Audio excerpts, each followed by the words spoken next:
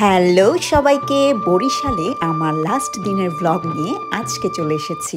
বরিশালে লাস্ট দিনটা আমার কেটেছিল প্রচণ্ড কর্মব্যস্ততায়। টানা 10 দিন কেন আমি গ্রামে ছিলাম সেটার কারণটা আজকের ভিডিওতে বলবো। আমরা যখন সংসার জীবন প্রথম শুরু করি তখন আমাদের নুন আনতে পান্তা ফুরায় অবস্থা। 1-2 দিন পর হয়তো মাছ নিয়ে আসতাম বাজার থেকে, একটা বা দুটা, যেটার প্রথম পিসটা যেত আমার বিড়ালের মুখে। বাজার যা ঢুকতো সেটার প্রায়োরিটিতে প্রথমেই থাকতো আমার বিড়াল বাবুটা।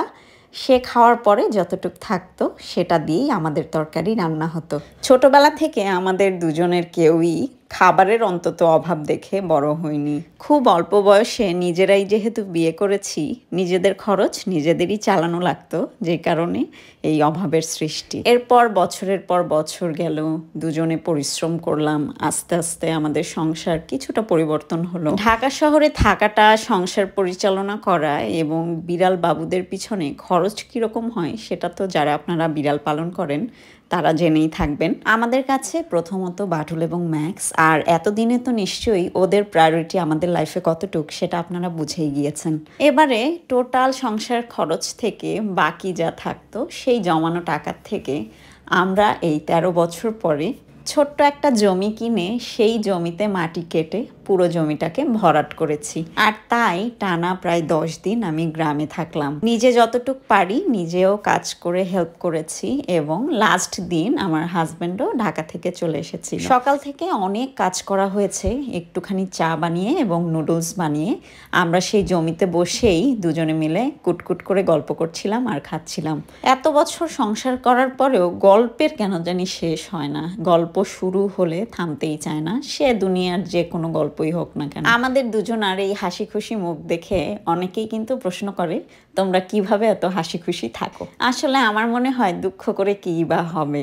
যতটুক জীবন, ছোট্ট একটা জীবনে যতটুক হাসি আনন্দ মজার মাধ্যমে জীবন পার করা যায় ততটাই তো ভালো। তাই যতই দুঃসময় আসুক না কেন আমরা কিন্তু দুজনেই অনেক হাসি খুশি থাকি। জমিতে যেহেতু নতুন পার কাটা হয়েছে এবং বারবার এদিক ওদিক দিয়ে ভেঙে যাচ্ছিল, সেটাই আমরা ঠিক করছিলাম।